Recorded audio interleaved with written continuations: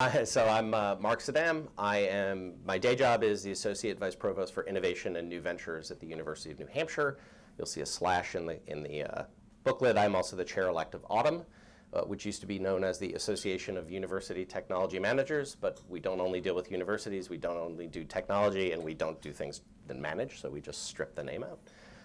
And Autumn is a 3,300 member organization around the world that are the practitioners of technology transfer. So you can, for the first time, you can meet someone who actually does tech transfer. I am your unicorn. So when you hear about these policy discussions of, well, I wrote one down, things are languishing in the TTOs. That's me.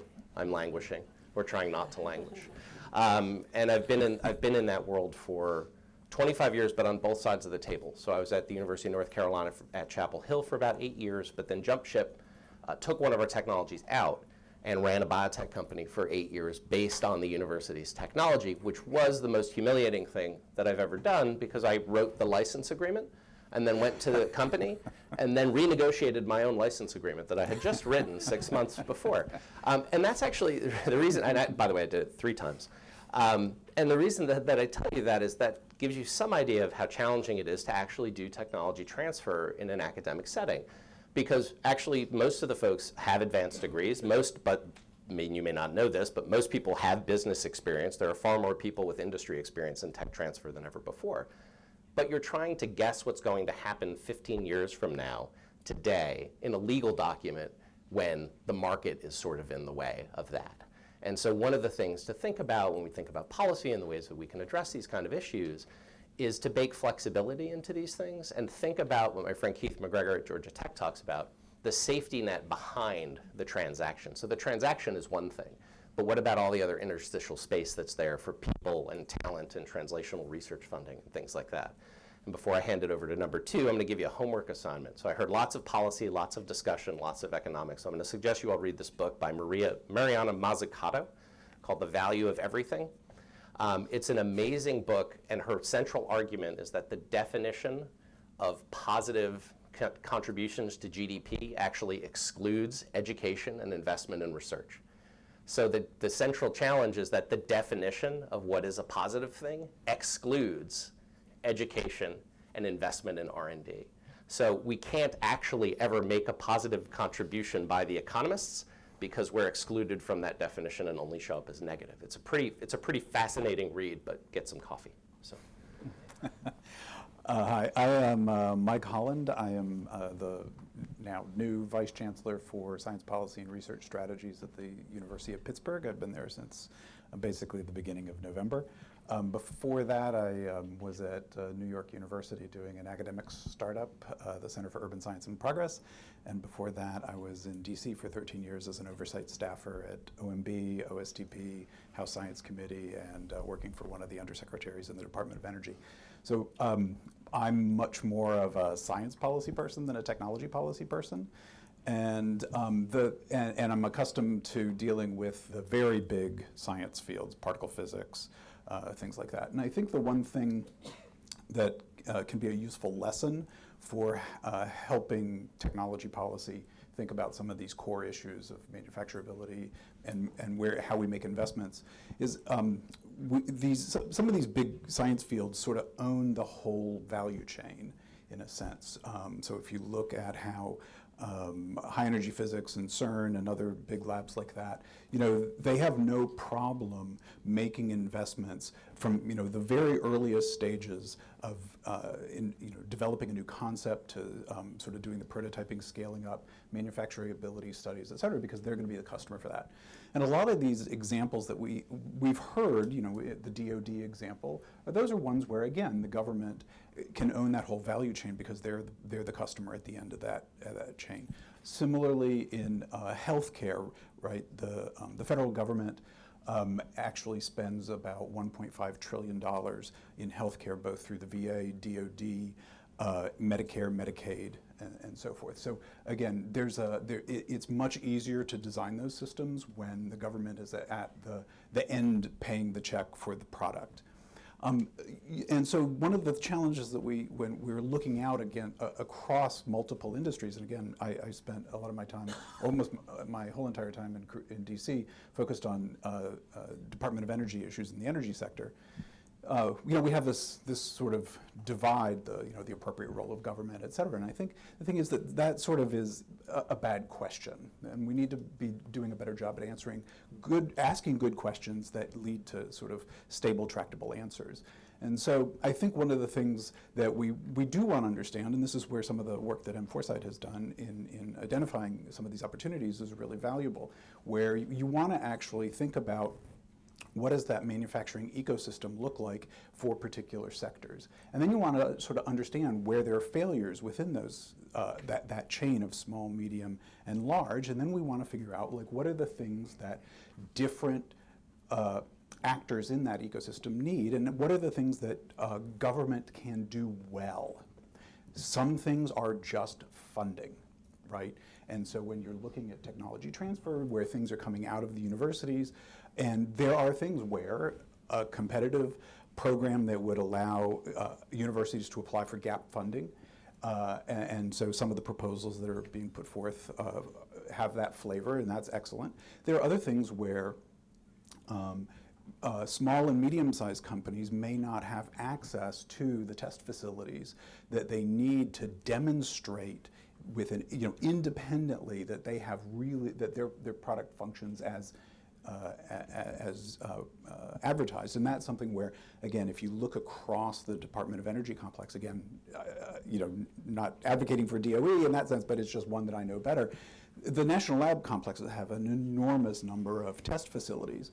And so the thing is, we're not actually developing a technology policy that meshes these assets with the problems that we can identify in that ecosystem for the particular verticals that we would care about from a public policy perspective. And they're not necessarily then connected then to the funding programs. And I think that that's one of those things where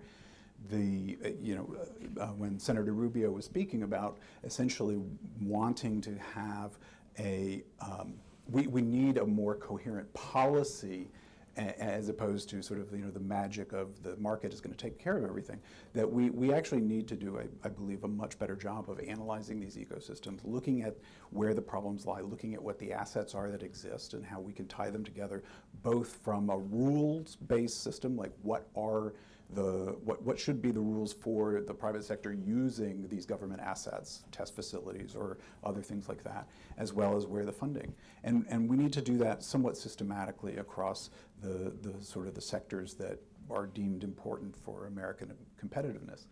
And I think that there are a lot of areas where we do this well, and I think there are areas that can benefit from that understanding. It's I think a perfect time for some policy development in this space. Thanks. I'm Hiram Samuel, and I'm a senior lecturer at MIT Sloan. I'm a little bit different than actually my fellow panelists here in that actually I've spent most of my life as an entrepreneur. I went back in my 40s to MIT to get a PhD, and I came by this kind of interest in manufacturing and translational research sort of more for own personal reasons. I've had multiple ventures. My biggest company was about $200 million. I've gone broke. I've given my house to the bank.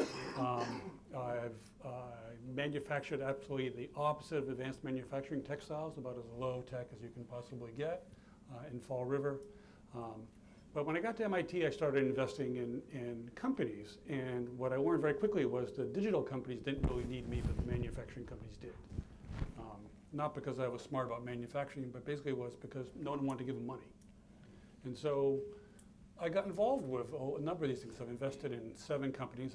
After I graduated from MIT, I was at Oxford for 5 years, where I taught international business, invested in 2 more there. And so I have some experience with kind of what I would call these kind of elite universities and how they kind of bring businesses to market. But what I really like to say is that translational research is totally different than basic research, and that there are really 3 things you need to think about. And number one is that it's really a process about learning. So I want to thank Sridhar, because it was actually Liz Reynolds and I that wrote that paper on MIT manufacturing that he cited earlier. And it's actually good for me to see that actually getting traction now. This is now 7 years after we started working on that project. But it's not an easy, it's really just not an easy task at all. I mean, MIT does this, I mean, you can ask Bill, MIT does this as well as anybody in the United States. And the reason why I did that research was to show how difficult it was for these kind of companies. And they could get capital.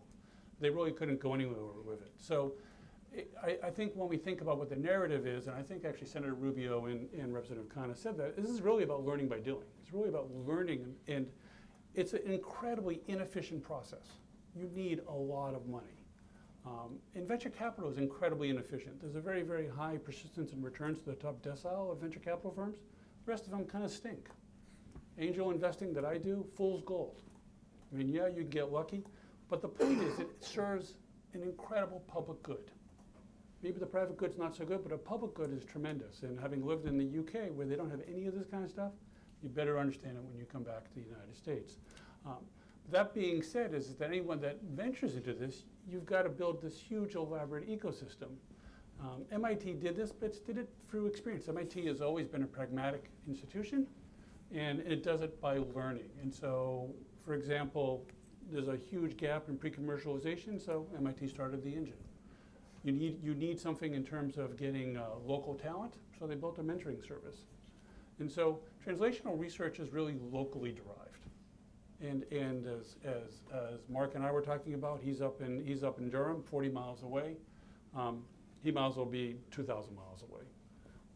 He could actually be in Waltham, which is 10 miles away. He'd still be 2,000 miles away. These are very, very local. And so as we start to think about these kind of issues, you have to think about, they're not going to transition, I don't think, as smoothly as Representative Khanna said, that says, you know, if you just spend money somewhere, people will come. Because it's a social process, translational research. It's not a laboratory process. It requires give and take. It's not only lab to market, but it's market to lab. You got to meet people, you have to talk to people. And so if you look at where this stuff is successful, there's a reason why it's successful in only 4 or 5 places in the United States by and large, and some other mid-tier places, because it requires thick labor markets, thick supplier markets, lots of speculative capital. And so as we start to think about policies, we want to bear that in mind and say, okay, how can we get more leverage? How can we get that learning? How can we apply that across many areas? And there are also, if I jump on that a little bit, what you see at the center of all these places that everybody aspires to be is a great educational system. So you can peel the onion however you want around the world. The economic centers of the world have great universities at them, every single one. You will not find an economic center anywhere in the world that does not have education at its core. And so, you know, why is Massachusetts so great? Because there are 17 major research universities and hospitals within a 10-mile road of that. Why did the biotechnology industry start in San Francisco and the semiconductor industry start in Silicon Valley? They're not the same. Remember, they're 40 miles apart. Because UCSF and the Cohn-Boyer patents were UC San Francisco, and Stanford and the folks that did AMD and Intel were down in Palo Alto. Silicon Valley didn't meet in the middle until about 5 years ago. They were separate. You had mostly hardware and engineering down south and mostly biotech up north. And that's because those universities were sitting there. And the data is really compelling. So just a week or two ago at the BIO conference, BIO International Conference, BIO and Autumn put out a report about every 3 years about the value of this stuff to the economy. And every 2 years, Mike's giving me the 2. And I call it the trillions, billions, millions report. So the value of university-industry interaction, this is not just biotech, it's all university, all industry, over the last 25 years adds 1.8 trillion to the gross output of the United States, about 835 billion to GDP, and 5.9 million jobs. Now, what's even better about that, so that's just university-industry collaborations. Autumn has put out its own data. There have been about 11,000 startups out of university technologies in the last 15, 17 years. 73% of those companies still in operation, which is about half of them are still in operation. 73% of those are still in the county they were incorporated in. So they're in your backyard. So when a university startup starts, it has a much better chance of being successful, roughly 1 in 2 versus 1 in 10 or 1 in 20. And 3 out of 4 of them will still be in your backyard for their life. They may expand, they may go other places, but they're still building jobs in your backyard. And that's why the university systems in all of your places are so important. We're going to open it up for questions. I've got one, but anybody else, top of your mind, anything you want to ask? All right, Lee. Leo, start us out. Good morning. I'm Leo Christodoulou. I now work for the Boeing company. But my question really relates to much earlier and to sort of my DARPA days.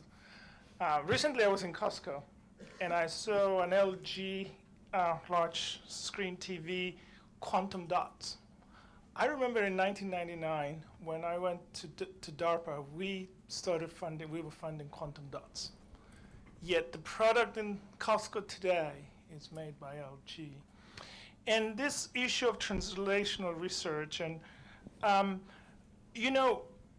think the community, and maybe even the research community, of which I was a large part of in those years, and our universities underappreciate the enormous cost that it takes to take an idea and scale it into something that I can use. I tell my colleagues at Boeing, I'm sorry, I should stand up.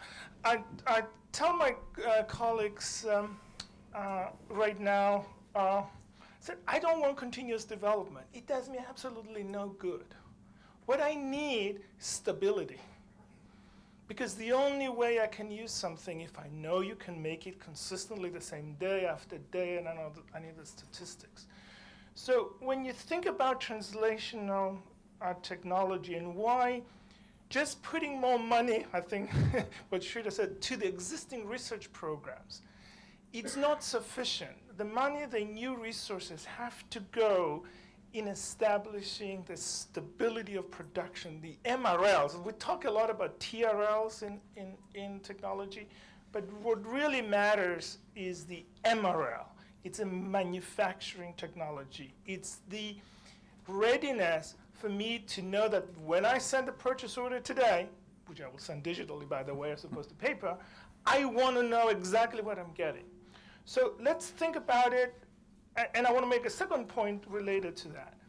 The way that works for me today, before as chief engineer, I had to sign off on things that could go on an airplane. It's a huge responsibility. Now, the question that I always had, I don't care what it is, I care what I know about it. It's not about the thing. It's not about the hardware. It's about the knowledge that's embodied that I have relative. I want to know that when this thing is loaded, that 5G, it won't break. That's the knowledge. I don't care what it is. It could be titanium, it could be composite, it could be unobtainium.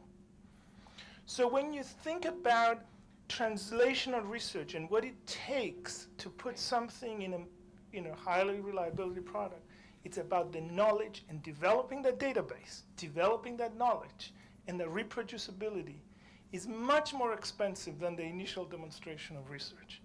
That's where the money, in my opinion, needs to go. That's where we are missing the boat. It's just great early stage, universities at the center of it, agreed, the nucleus, but it's the growth that's killing us. I like the expression missing the boat. I want a little controversy. Will you guys react to that and get in a good argument with Leo for me? I mean, well, the irony of that is that knowledge is most valuable when it's tacit.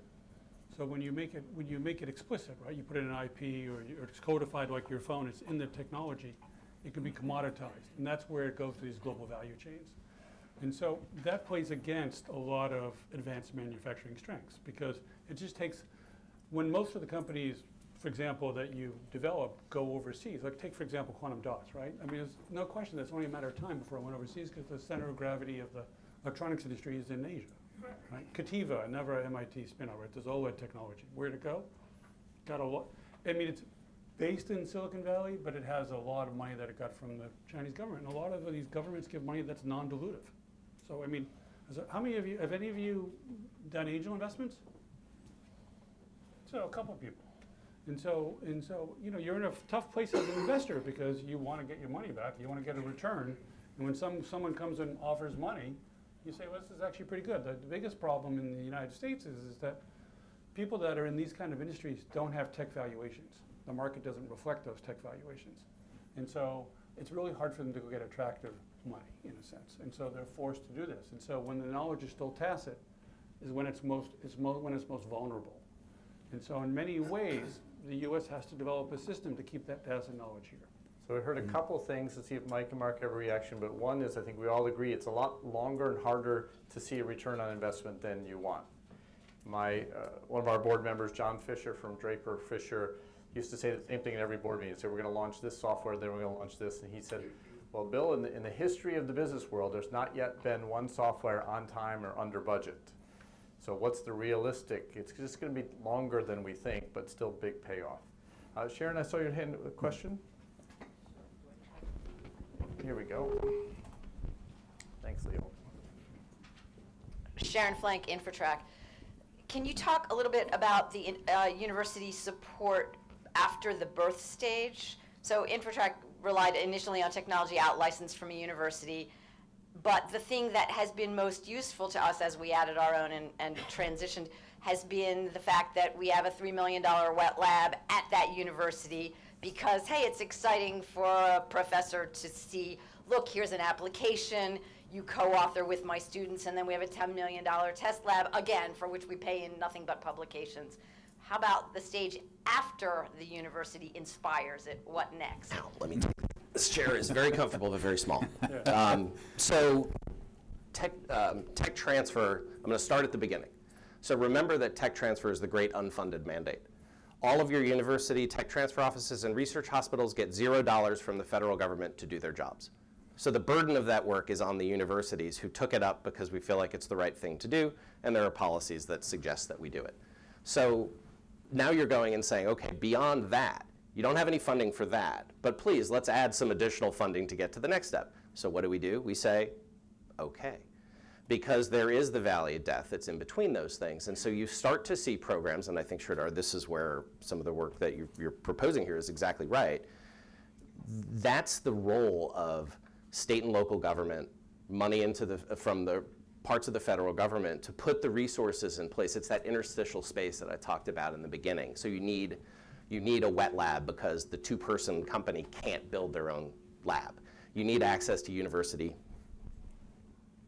infrastructure because you're not going to buy a $2 million microscope, but we've got 3 on campus, right? And that's a place where if there's some great stuff in your local institutions, it's all the resources and infrastructure that we've built. I think what you're seeing are universities saying, okay, what's next? And it's actually the evolving definition of technology transfer. First it was, how do we actually file patents? And so we figured that piece out. Then it was, how do we license them? That was a little more important. And we figured that piece out. Then it was, how do you start companies? And then we started figuring that piece out. Again, 11,000 companies started over the last 15, 18 years by universities. Then it was, where do those companies go?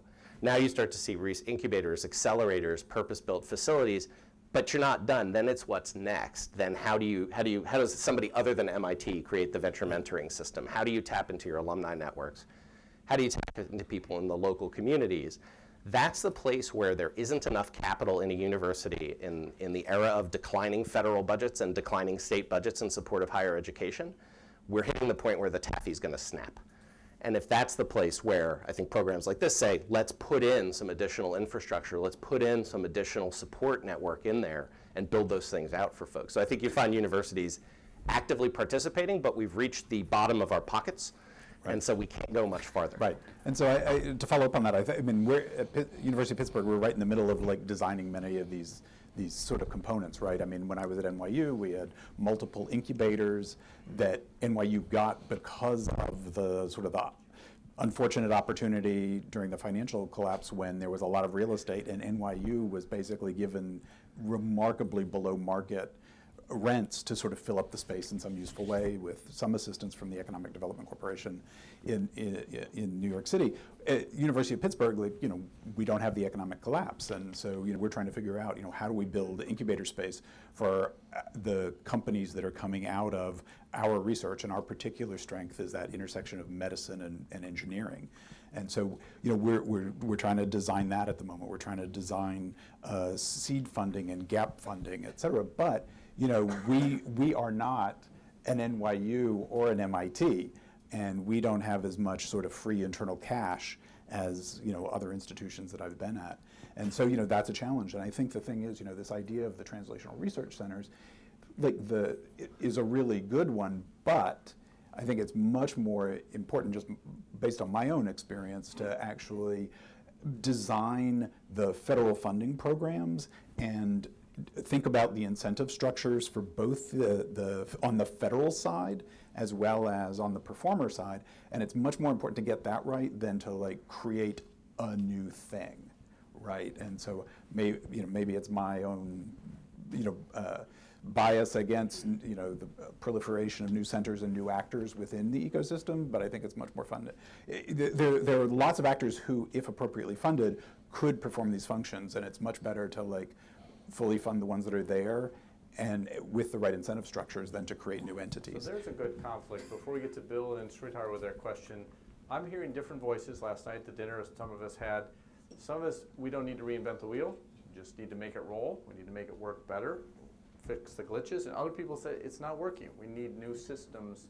And I'm hearing both voices. Both sound pretty valid. Bill, your question. Yeah, so let me dive into this. And, my take on your point about how much cash do you need to do this, and building on some of Mark's points. I mean, Mark, your underlying point was universities figured out, licensing, and they figured out patenting, and then they figured out incubators, right? And they realized that they can contribute to startups. A little closer to your mouth. Now, There you go.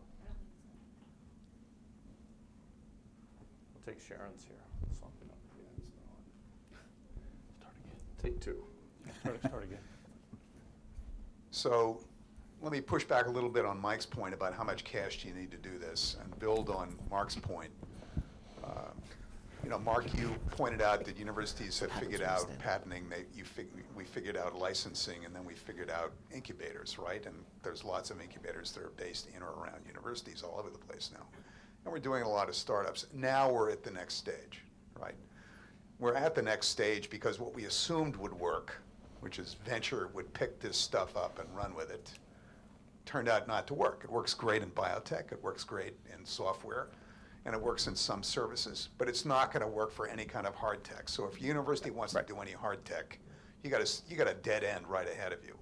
Right. So what would venture fund, right? Venture would fund know-how, it would fund a lot of infrastructure and equipment, and it would fund a lot of technology, right? That's what that venture money, if it was in a scale-up stage, that's what it would be funding. Who's got that stuff, right? Every university has a lot of technology infrastructure. They have a lot of equipment. They have a lot of know-how, right? And some know-how is relevant. They don't know a lot about, running manufacturing plants, but they can access their regional communities that do have that know-how, right? So the Department of Energy, Mike, as you know, has got 3 centers essentially where startups come and live at labs. Mm-hmm. And they do the scale up in the labs, and they take advantage of the equipment, the technology, and the know-how, and they scale up there, right? They're moving towards product development. They're moving towards product design and initial pilot production. MIT has tried to do this engine thing, right, to do exactly those kinds of stages because we got a lot of technology, know-how, and equipment, and we can work with area companies that supply the manufacturing know-how. So maybe that's a model because, we've got 150 strong research universities with all that stuff that are part of regional systems of knowledge. We've got 60 federal laboratories that have all that stuff, right? Mm-hmm.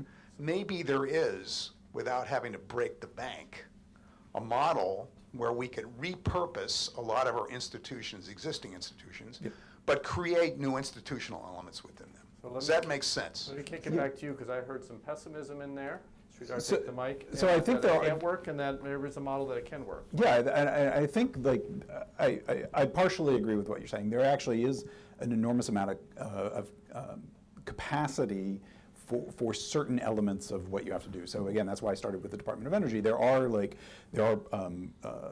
processing scale-up facilities. There are unique test facilities, et cetera. But I think some of the rules around how those are used and how companies get access to them are effectively serve as disincentives. And so, for a smaller or medium-sized company that's at the beginning of, particularly if they're a small company at the beginning of something with a new product, and you have to go in with cost-sharing requirements, you've excluded the group of people who are going to benefit the most from access to that resource. So that's where I think we have to both look at what the assets Mike, are, do you have an where they example sit. of that? Do you have an example where that cost sharing would exclude somebody? So the ones that I know the best are in the energy technology arena, and yeah, if you're going to access certain funds, oftentimes you'll need like a 50% cost share or a 20% cost share, again, depending upon what the program is. There are certainly, Department of Energy right now in the manufacturing, DOE Cyber Manufacturing Institute that they're putting forth, they have a minimum 20% cost share. And that's something where, we're trying to put together the group of, the team to apply for that. And, we have to go out and try to entice in industry members. They have to, put money on the table, and there's sort of a degree of consortium fatigue, right? So again, these rules that were put in place in the absence of sort of coherent policy or good program design that are the de facto proof that the program is worth doing, right? If industry is willing to pay, then that somehow must be a right choice. I think that kind of needs to be re-examined from stem to stern, because that is kind of impeding effective use of these assets, right? We're not weaving them together in an effective way. I think one of the biggest challenges in this is, and I used to run a biotech company and watch the pharmaceutical industry change under my feet. It was like a trust fall gone wrong. You say, oh, they'll catch us when we get to the right place. And they go, no, sorry, we're now not funding that work. We're actually we want something in phase 1. And for 50 years, you could trust that if you had a nice cancer-free mouse, the pharmaceutical industry was right there to license your stuff. And then they said, nah, we don't want to do that. We're actually phase 1 only, forcing institutions to extend themselves well beyond the creation of knowledge and the teaching of existing knowledge, but actually into sort of prototype development. But did you know there's not a single program in the federal government that advantages university startups? Not one. Even though I gave you all that wonderful data about what it does, not a single program. SBIR, STTRs don't generally allow you to pay for patent costs. Why? Doesn't make any sense. Why, if the federal government can say 1% of your budget is SBIR and 0.5% of your budget is STTR, why can't they say that a certain percentage of the research provided to universities goes towards the commercialization of research? These are very simple things that you could do by flipping a switch and unlocking some of the potential that are in existing universities. And it shows the dichotomy we've talked about all day, the conflict between long-term and short-term. What might make sense in the long term, right, we're blocking in the short term. Yeah, this is the hard part between whether this becomes federally funding, locally funded, or privately funded. Because the problem is it's just inefficient. That's the one thing you gotta hear. So wherever those constraints are wherever you go get an SBA loan and you have to personally guarantee it, there are all these sort of constraints that the government has to, at least for the time being, puts in the way. So any kind of intelligent entrepreneur is not going to do that kind of stuff. And so the issue, like to what Bill's talking about, is you have both an opportunity, but you also have, venture capitalists would love that kind of system because it crowds them out. They get to screen what's going to be good, and they can pick and choose from those. That may be the best system we have. We're not going to change the regulatory environment around venture capital, because these are short funds. But there are many ways, there are ever ways to skin this cat if you want to think about it, if you give it a fresh start. Sridhar? I get it. So if the taxpayers are funding research, it's reasonable to expect they get some return on investment. On that note, do you have any data on what fraction of university research is actually scaled in this country versus others? And do you think it's a good idea to require certain, let's say 75%, substantially manufactured or scaled in this country? Is that too much of a burden? And I know Bayh-Dole has some restrictions, but it's so easy to get those waivers. Mm-hmm. It's so many loopholes, it doesn't mean enough. Should there be anything like this? So the answer to your first question simply is no. There is no data about where this stuff is scaled up. Again, if you just sort of impute through the data, what you see in all of university work is a shift from licensing to startup activity. It's unambiguous that the most successful universities doing this are starting more companies because industry will not come where we are, so we have to start the company to get, that's why you see this spike in university startups. So Baidal does have a substantial US manufacturing component into it. But you also have to remember, so from a public setting, and I work in 2 flagship universities, if we're not we're $149,750,000 shy of creating the engine at UNH. They've got $150 million. We got like maybe $250,000, right? So those solutions So close. just nearly there, right? So those solutions don't apply for us. So when the example of a hot technology in a university is 2 phone calls. You don't get 17 people climbing all over you for these ideas. You get 1, and you say, well, 1 is better than 0, so hey, let's license it to this person. So if they're the only person calling you, and you have these patent costs that are the burden on you, you're gonna, if the company says, look, we need this waiver to manufacture overseas, and the difference is a license and a potential to create jobs and economic opportunity and all this benefit, or nothing, what are we gonna do? Of course we're gonna say do it. But you're not creating those jobs here. Well, but that's, it's the chance at creating some jobs versus the definitive chance not to create any. And then the second part, how do we create But more here? I don't disagree with your sentiment of should there be a higher hurdle. But then, what the gentleman from Boeing said, there are these, this huge amount of investment that comes on after that we don't control. And the average, university licensing deal is 2% royalty. So we recognize that 98% of the investment and 98% of the return is going to go to the industry and not to the university. So how much control, how much of a bad cop can universities be in enforcing these things, regardless of how important it is to the federal government? All right, I'm going to call us on time, and round of applause for these 3 guys.